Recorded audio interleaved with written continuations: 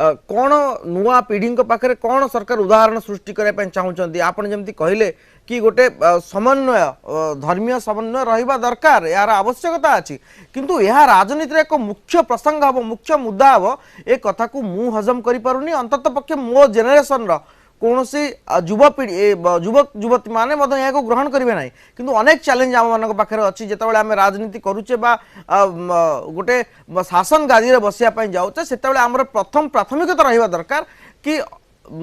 आंचलिकवाद क्यों भाव में विकास हो क्यों भाव में भाषा सुरक्षित हो क्यों भाव में युवक मानकर भविष्य सुरक्षित हो क्यों भाव में राति में महिला माने सुरक्षित हे आपन तो दिनर कथा देखंतु आपन आज महिला मानकर सुरक्षार कथा कहउचंती मुख्यमंत्री वेस्ट बेंगल महिला टीर किसी असुविधा हेले मुख्यमंत्री निजे फोन कर महिला कमिशन दौड़ी जाउचंती किंतु आपन गोपालपुर घटना घटीगला एत बड़ घटना आज नयागढ़ कथा कहतु अनुगुल कथा कहतु प्रतिदिन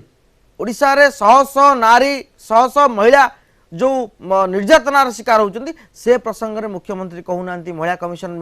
चेयरमैन हूँ मेंबर हूँ पदटी कहूना किंतु पड़ोशी राज्य कौन है महिला